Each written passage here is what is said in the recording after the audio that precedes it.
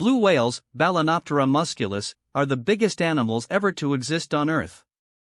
They can weigh upwards of 150 tons, which is more than the largest dinosaurs. But the blue whale is not the biggest living thing. That title goes to, well, it depends on what you mean by biggest. The tallest may be a redwood tree, Sequoia sempervirens, nicknamed Hyperion in California. At a towering 115 m, this giant is taller than the Statue of Liberty. At 93 m, show it's 25% taller. The most extensive organism is a very old humongous fungus that covers a whopping 2,385 acres in a national forest in Oregon. At the base of the trees, bunches of honey mushrooms, Armillaria solidypes, appear. They are the fruiting bodies produced by the fungus, which otherwise lives out of sight. Imagine if apple trees, Malus domestica, grew underground and only the apples were visible to us. That's basically what the fungus does, except that it spreads its mycelia not just through the soil but also through the roots and bark of trees in the forest, attacking them and stealing their nutrients so it can continue spreading outwards.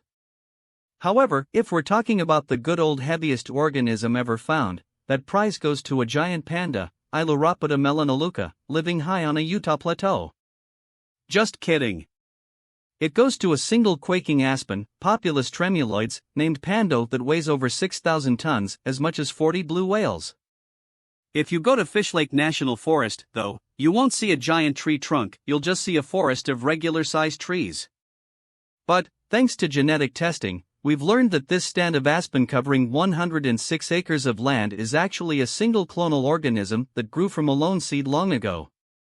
That single tree was able to spread so much because its roots send up shoots that grow into what look like individual trees.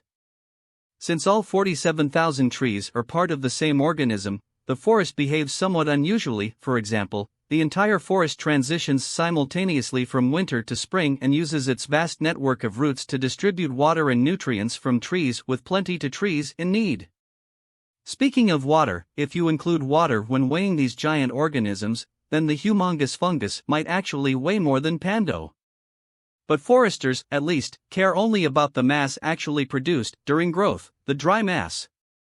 And since fungi are mostly water, Pando wins.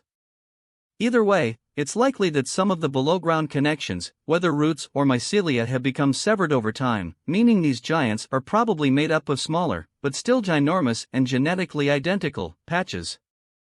And finally, because of the extensive testing required to confirm biggest anything claims, the fungus in aspen can only profess to be the largest living organisms ever found. There may be even bigger monsters lurking right under our feet, just waiting to be discovered.